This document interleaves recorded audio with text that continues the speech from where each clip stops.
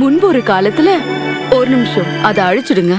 இது அந்த மாதிரி கதை இல்ல, இது தூக்கத்தை பத்தின கதை. சோர்வா இருக்கிறது துரோகத்துக்கு சமன்னு நினைக்கிற ராஜ்யத்தின் கதை. அப்படி ஒரு ராஜ்யத்துல தான் டோரியன் ஒரு பையன் இருந்தான். அவன் ஒரு சோம்பேறி இளவரசனா அறியப்பட்டான். இவன் ஒரு திறமையான மன்னரா வருவான்னு எல்லாரும் எதிர்பார்த்தாங்க. இவனுடைய பெற்றோர்களை இவன் அப்பாவை கடுமையானவர்னும் அம்மாவை பொறுமையானவங்கன்னு கூப்பிடுவான். இவங்களுடைய பெயர் அரச லியாண்டஸ், அரசி வெரில்டா. ஆனா அவங்களுடைய உண்மையான பெயரை வச்சு இவன் கூப்பிட்டதே இல்ல. பிரின்ஸ் டோரியன் சிறந்து விளங்குவதுங்கிறது சாதனை அல்ல, அது ஒரு முதல் படி. அடுத்த 10 வருஷத்துக்கு நீ என்ன பண்ணணும்னு நான் முடிவு பண்ணிருக்க. அதனால உன்னோட நேரத்தை நீ கனவு கண்டு வீணடிக்காத. உங்க செயல்திறனுக்கு ரொம்ப நன்றி அரசர் மற்றும் அரசியே. இவன் குழந்தை பருவம் செயல் பட்டியலா இருந்தது. அன்புக்கு பதிலா பாராட்டுகள் தான் இவனுக்கு கிடைச்சது. அரவணைப்புக்கு பதிலா இவனுக்கு பாராட்டுகள் தான் கிடைச்சது. ஒருவேளை அவங்க எதிர்பார்ப்புகளை நீங்க பூர்த்தி செஞ்சீங்கன்னா அவங்க உங்களை நேசிக்க வாய்ப்புகள் இருக்கு. அதனால அவன் முயற்சி பண்ணான். டோரியனுக்கு நண்பர்கள் இல்ல, அவனுக்கு ஆசிரியர்கள் மட்டும்தான். அவன் விளையாட மாட்டான், ஆனா செயல்படுவான். எந்த அளவுக்கு அவன் சிறந்தவனா இருந்தானோ அந்த அளவுக்கு அவனை எழுந்துட்டு தான் அவன் நினைப்பான். அதுக்கப்புறம் ஒரு நாள் அவன் முயற்சி பண்றதையும் செயல்படுத்துறதையும் அவன் மொத்தமா நிறுத்திட்டான். அவன் மௌனத்துக்கு பின்னாடி அவன் காணாம போனத யாருமே கவனிக்கல. நான் சோம்பேறின்னு நினைக்கிறேன், அதனாலதான் இப்படி. நம்ம எல்லாருக்கும் தெரிஞ்ச ஒரு சோம்பேறி இளவரசனா அவன் வளர்ந்தான். எல்லாரும் இவனை சோம்பேறின்னு சொன்னாங்க, ஆனா இவன் சுமந்துட்டு இருக்கிற மனபாரத்தை யாருமே பார்க்கல. உடல் அளவிலையும் மனதளவிலையும் அவன் ரொம்பவே சோர்வா இருந்தான். இளவரசே, போர் பட்டியல்ல உங்க கையெழுத்துக்காக காத்து இருக்கோம். அதுக்குள்ள 3 மாசம் முடிஞ்சிருச்சா? நான் தூங்க ஆரம்பிச்சதும் நேரம் போனதே தெரியல. நம்ம ராஜ்யத்துக்கு நல்ல தலைமை தேவை. இந்த ராஜ்யத்துக்கு தூக்கமும் தேவைப்படுது. நீ ஒரு ராஜ குடும்பத்தை சேர்ந்தவன், மரியாதையோட நடந்துக்க, ஒழுங்கா உக்காரு. ஆனா அம்மா, எனக்கும் இந்த மெத்தைக்கும் ஒரு பிணைப்பு இருக்கு. நேரத்தை வீணாக்குனதுக்கு ஒரு நாள் கண்டிப்பா நீ வருத்தப்படுவ. நான் நேரத்தை வீணடிக்கல, நான் கொஞ்சம் கொஞ்சமா அனுபவிச்சுட்டு இருக்கேன். அவனை நிர்பந்திக்கிறத எல்லாரும் நிறுத்திட்டாங்க. இவனை மாத்தலான்னு நினைச்சு எல்லாரும் சோர்வாயிட்டாங்க.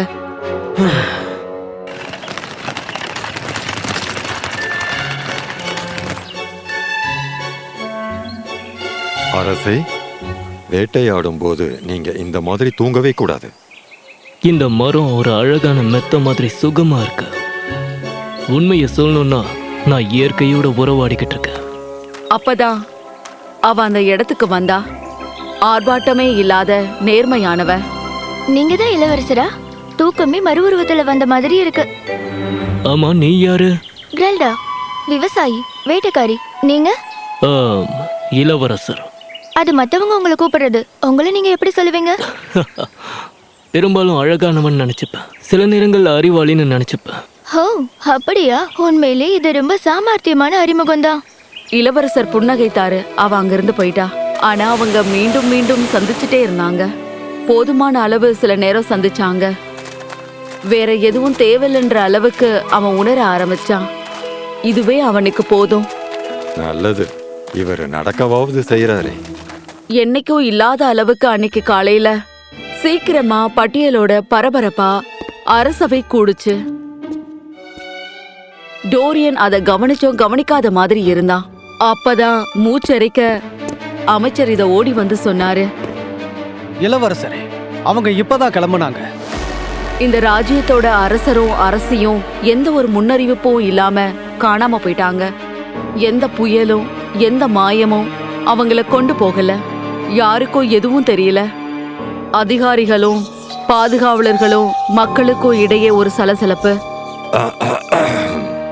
அரசர் இல்லைன்றத வெளியே தெரியறதுக்கு முன்னாடி நாம இப்ப இங்க பட்டம் சூட்டி ஆகணும்.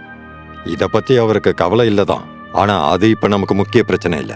நம்முடைய இந்த சோம்பேறி இளவரசன் இந்த ராஜ்யத்தோட தூங்கு மூஞ்சி அரசனா ஆயிட்டாரு. நாட்கள் ஓடியது. அரசனையும் அரசியும் தேடி போனவங்க வெறும் கையோட வந்தாங்க. ஆனா அவங்க கால்கள் அழுக்கோடவும் கண்கள் குழப்பத்தோடவும் இருந்தது. புரளி பரவச்சு, வேண்டுதல் அதிகமாச்சு. சிம்மாசனம் காலியாவே இருந்துச்சு. அத நிரப்ப இளவரசர் வரவே இல்ல. அப்புறம் பனி சூழ்ந்த ஒரு மாலையில இந்த சாம்ராஜ்யத்தை கைப்பற்றுவதற்காக எதிரி நாட்டு அரசர்கள் எல்லாம் கூட்டம் கூடியதா தகவல் வந்துச்சு. அரசே, இந்த மாதிரி நேரத்துல நம்மள காப்பாத்த அரசர் ஒரு திட்டத்தை வச்சிருந்தாரு. அந்த அளவுக்கு தொலைநோக்கு பார்வையோடு அவர் இருந்தாரு. சடங்குகள் ஒரு பண்டைய கோலத்தில் செயல்படுத்துவதை உள்ளடக்கியது. பதட்டங்களை நிலைநாட்ட காற்றில் சில ரசாயனங்களை வெளியேற்றுகிறது. சிறந்த ஆட்சிக்காக, வேற எதுக்காகவும் இல்ல. ஆனா அதை இன்னைக்கு இரவே செஞ்சாகணும். வதந்திகள் பரவறதுக்கு முன்னாடி பண்ணணும். அப்போ இந்த மாய உருண்டையை நான் அழுத்தினா எல்லாருக்கும் இருக்க பயம் போயிடும், அப்படிதானே? அப்படியே தான் அரசே. சரி, அப்படின்னா செயல்படுத்துங்க. நல்லது நடக்கட்டும். இதோட விளைவு அவருக்கு புரியல. அத பத்தி கவலைப்படவும் இல்ல. அவனை பொறுத்த வரைக்கும் அவன் போய் தூங்கணும், அவ்வளவுதான். டோரி அந்த மாய உருண்டைய தன்னுடைய கையால அழுத்தினா.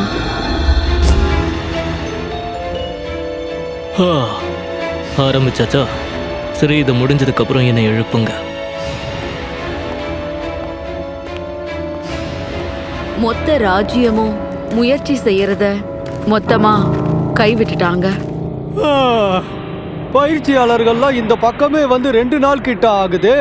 நான் இந்த கடையே மூடிடலான்னு இருக்கேன். பேசாம இதுக்கு பதிலா நான் வேற ஏதாவது வேலை பார்க்க வேண்டியதுதான். என்னால முடியல. நான் ரொம்ப சோர்ந்துட்டேன்.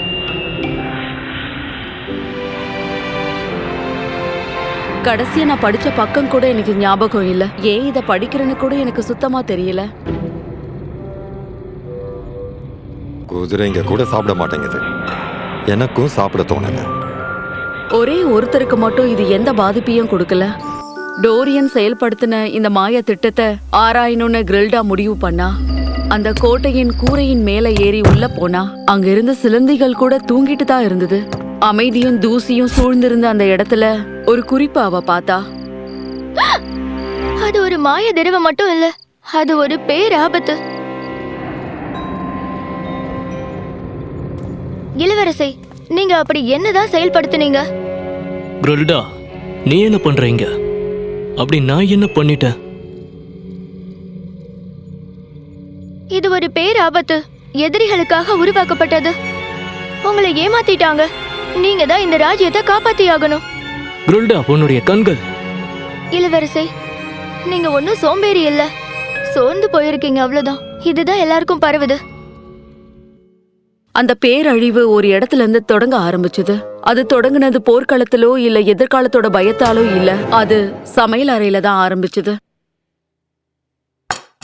நான் 10 என்றதுக்குள்ள எனக்கு இங்க நெய் கிடைக்கலன்னா ஒரு பிரளயமே நடக்க போகுது. அப்பதான் தரையில அவன் ஒரு துணிய பார்த்தான். அத பாக்குறதுக்கு சலவைக்கு போட்ட துணி கீழே தவறி விழுந்த மாதிரி இருந்தது.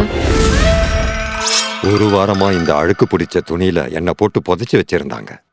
தாங்க முடியாத பெரும் அழுத்தத்துல நான் ரொம்ப நாளா இங்க தவிச்சிட்டு இருந்தேன். யார் நீ? மாய கற்பனையில வர கரண்டி தானே நீ? பதட்டமான நேரத்திலையும் சோம்பேறி பிடிச்ச அரசர் நீ எங்கேயுமே போகாத நிலையும் அந்த எழுத்தாளர் என்ன எங்கேயுமே போகாதபடி இங்கேயே கைது செஞ்சிட்டாரு. உன்னோட சாப்பிடுற அறையும் படுக்க அறையும் விட்டு நீ எங்கேயாவது போனாதானே உனக்கு இதெல்லாம் தெரியும். உனக்கு அந்த அளவுக்கு தைரியம் இல்ல. அற்புதம். மன பிரச்சனையில இருக்க ஒரு வாள். உனக்கு தெரியுமா, நான் தான் இளவரசன். அப்பா, தூங்கு மூஞ்சி அரசரே, தயாராயிரு. தெரிஞ்சோ தெரியாமலையோ நீ ஒரு பெரிய பதவியில இருக்க. சாப்பிட்றத நிறுத்திட்டு என்னை பின்தொடர்ந்து வா. எல்லா விதத்திலையும் உனக்கு பக்கபலமாவும் உதவியாவும் நான் இருப்பேன். நல்லது. ஆனா உணவு நேரத்தை நான் தவிர்க்கவே மாட்டேன். ஏன்னா சமையல் அறையில இருக்க வாள் சொல்றத நான் எப்படி நம்புறது? டோரியனுக்கு இதை ஏத்துக்க மனம் இல்ல. ஆனா எந்தவித தயக்கமும் இல்லாம கிரில்டாக்காக இதை செய்ய ஆரம்பிச்சான். இவங்களுக்கு இருக்கிற பேராபத்து போர்க்களம் இல்ல, அது அவங்களுக்கான நினைவுகள். உனக்கு தெரிஞ்ச உண்மை சொல்ல. தோல்வி அது மட்டும் போதாத. நீ ஒன்னும் வருத்தப்பட வேண்டாம். கடுமையா முயற்சி செய். நீயே இந்த மாதிரி சோர்வா இருக்க. இது வெறும் ஆரம்பம்தான். பலம் இல்லாதவனா திரும்பவும் ஏமாறாம இருக்க உன்கிட்ட இருந்து நிறைய எதிர்பார்க்கிறோம். உன்ன மாதிரி ஒரு சுமையா இல்லாம இருக்க பாரு. நீ இன்னும் வளரணும். ஒன்னுத்துக்கும் உதவாதவனா. எல்லோருக்குள்ளேயும் இதே குரல் தான் கேட்டுக்கிட்டு இருக்கா? இதை யார் பேசுறது? அவங்களுக்கு அவங்களே எல்லாரும் சொல்லிக்கிறாங்க. பேராபத்துன்றது ஒரு பெரிய கண்ணாடி மாதிரி. குழப்பமான பாதையை தேர்ந்தெடுத்துட்டு அவங்களுக்குள்ள ஒரு மன அழுத்தம் வந்ததோ அவங்கக்குள்ள அவங்களே செஞ்ச உரையாடல் மூலமா தான் இதெல்லாம் வெளியே வந்தது. நீண்ட நாட்களா நீயே உன்னை சோம்பேறின்னு சொல்லிக்கிட்டு இருந்த இல்லையா?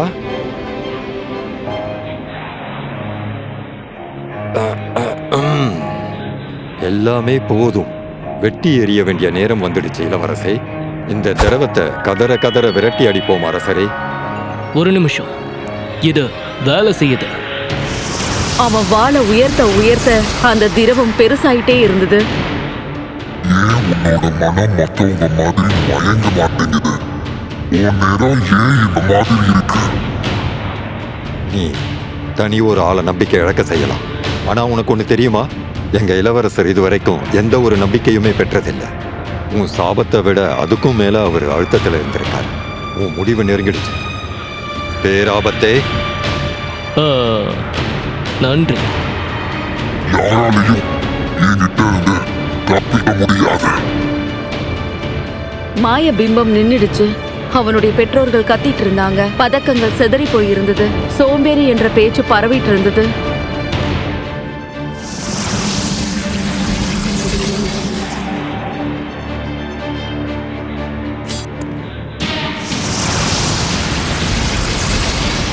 நான் ஒன்றும் உன்னோட போரிடல, என்னோடையே நான் போரிடுறேன். நான் ஒன்றும் சோம்பேறி இல்லை, சோர்ந்து போயிருக்கேன். ஏன்னா சோர்வோடு தான் நான் பிறந்தேன். இதை திறமைன்னு எல்லாரும் சொன்னாங்க, ஆனா அதே மாதிரி வாழாததால என்னை தண்டிச்சாங்க. கோபம் அடைஞ்ச பேராபத்து தன்னுடைய திரவத்தை வெளியேத்துச்சு. ஆனா டோரியன் தன்னுடைய வாளை உயர்த்தல. கண்ணை மூடி அதை அவன் வணங்கினான். என்னை விட என்னை பத்தி கில்டாக்கு நல்லாவே தெரிஞ்சிருக்கு. நான் சிறப்பானவனா இருக்கணும்னு அவ எதிர்பார்க்கல. நான் அவளை பெருசா எடுத்துக்கல. அவளை நான் காப்பாற்றவே இல்லை. என்னை என்னாலேயே காப்பாற்றிக்க முடியல. என்னோட கடந்த கால தவறுகளை வச்சு என்னால் வாழவே முடியாது. ஒரு கொள்கையை ஏற்றுக்கிட்டு அதுக்கான முயற்சிகளை பண்ணணும். என்னோட பெற்றோர்களுக்கும் என்னோட ராஜ்யத்துக்கும் நான் நிரூபிக்கிறதுக்கு ஒன்றுமே கிடையாது. நான் அரசராக விரும்பல. நான் ஆகிறத யாரும் விரும்பவும் இல்லை. அவ்வளோதான் முடிஞ்சது. இங்கே கூட என்னோட எல்லா இதுவும் முடிஞ்சு போச்சு.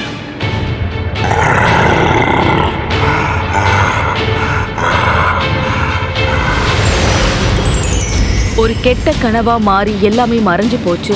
அதுக்கப்புறம் ராஜ்யம் மீண்டும் வந்தது. என்ன ராஜா சரியாயிட்டாரா? நீ இளவரசர் நம்ம எல்லாரையும் காப்பாத்திட்டாரு. என்ன சொல்ற? ராஜா வந்துட்டாரா? அரசனும் அரசியும் கிடைச்சிட்டாங்க. சூழ்ச்சிக்கு காரணமா இருந்தவன் கைது செய்யப்பட்டான். விசாரணை முடியற வரைக்கும் அவனை சிறையில அடைச்சாங்க. நாங்க உன்னை ரொம்ப கஷ்டப்படுத்திட்டோம். நீ கஷ்டப்பட்டதெல்லாம் போதும் மகனே. அத நாங்க எதையுமே கவனிக்காம விட்டுட்டோம். நான் உன்னை ஆயத்தப்படுத்துறதா நினைச்சுக்கிட்டு இருந்தேன். ஆனா உன்னை கஷ்டப்படுத்துறேன்னு எனக்கு தெரியல. என்ன மன்னிச்சிடு மகனே. உங்ககிட்ட நிரூபிக்கிறதுக்கு எதுவும் இல்லைனாலும் இந்த ராஜ்யம் இது வரைக்கும் உங்களை மாதிரி ஒரு அரசரை பார்த்ததே இல்லைன்னு நீங்க எல்லாருக்கும் புரிய வச்சிருக்கீங்க. இங்க பாரு, நான் ஒரு விஷயத்தை எப்பவும் கடைப்பிடிப்பேன். நான் சோம்பேறி இளவரசன் தான். கிரில்டா, நீ இந்த பொறுப்பெடுத்துக்கோ. நான் உன்னை எல்லா விதத்திலையும் நான் வழி நடத்துறேன். என்னது? ஒரு நிமிஷம். இளவரசரே, நீங்க என்னமோ உறுத்தல் இல்லாத நேரம்னு ஒண்ணு உருவாக்கி இருக்கீங்களா? ராஜ்ய முன்னேற்றத்துக்கான ஒரு புரட்சிகரமான முன்னெடுப்பு இது. உங்களுக்கு இதெல்லாம் புரியாதா? போய் தூங்குங்க.